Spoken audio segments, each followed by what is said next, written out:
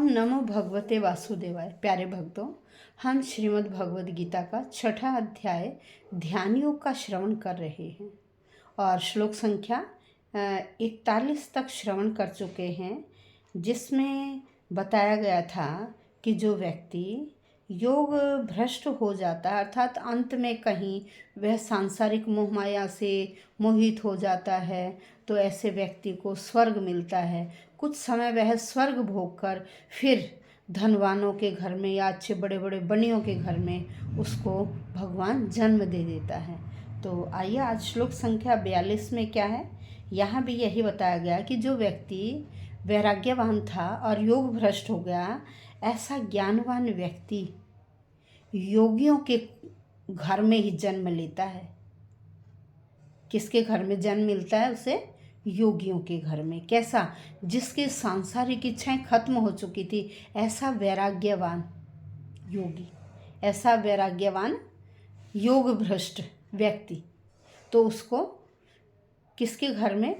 योगियों के घर में ही जन्म मिलता है। क्योंकि स्टार्टिंग से ही ऐसे घरों में अध्यात्म का बोलबाला रहता है, पूजा पाठ आदि ज़्यादा होती है, तो उनका ध्यान बचपन से ही फिर दोबारा से उसी योग साधना की तरफ हो जाता है। तो ये श्लोक संख्या 42।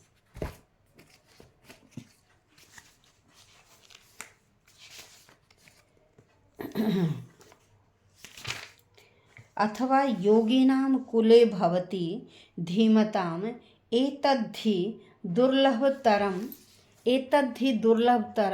लोके जन्म यदीदृशम्। अथवा या योगिनाम योगियों के फिर एव निश्चय ही भवती होता है कुल में धीमता परम बुद्धिमानों के।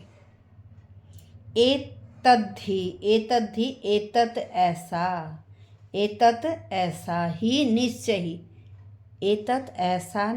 ही या यह निश्चय ही दुर्लभतरम अत्यंत मुश्किल है, अत्यंत दुर्लभ है लोके इस संसार में जन्म लेना, यत जो ईदृशम इस प्रकार का।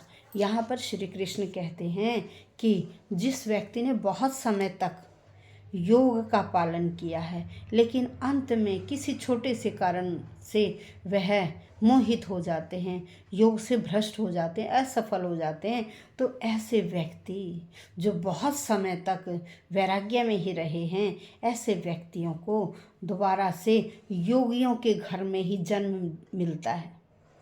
कैसे योगी? जो बड़े बुद्धिमान योगी हैं, ऐसे योगियों के घर में उसे जन्म मिलता है। और ऐसा जन्म मिलना बहुत मुश्किल, कहते हैं ऐसा जन्म मिलना बहुत मुश्किल है। यहाँ पर योगियों के कुल की प्रशंसा की गई है, क्योंकि योगियों का कुल बहुत बुद्धिमान होता है और ऐसे कुल में बच्चे को प्रारंभ से ही आध्यात्म माहौल मिलता है और वह बालक भी अध्यात्म की तरफ ही झुक जाता है और धीरे धीरे क्या होता है, विद्वान होता है।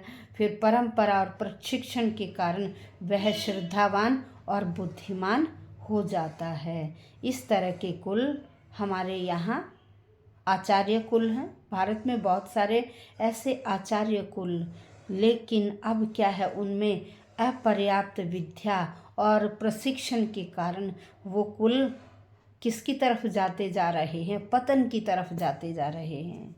नहीं तो हमारे भारत में बहुत से ऐसे आचार्य कुल थे जो बड़े बुद्धिमान, अध्यात्म की ओर, बड़े छोटे सब अध्यात्म की ओर, तो उनसे वह परंपरा थी जो आजकल क्या है, धीरे धीरे पतन की ओर जा रहे हैं। सारे आचार्य ऐसे नहीं हैं, बहुत कम हैं जो पतन की ओर जा रहे हैं। और जो योगियों के परिवार हैं, बड़े बुद्धिमान हैं और वह अध्यात्म की तरफ ही जाते जा रहे हैं, क्योंकि हमारा जो कल्याण है वह किससे होगा? अध्यात्म से। यदि हम अपने कर्तव्य का पालन करते हैं और अध्यात्म की तरफ ध्यान जाता है, भगवान की तरफ हमारा हमेशा ध्यान रहता है, तो मैं नहीं समझती कि हमें किसी भी कार्य में असफलता का मुख देखना पड़े।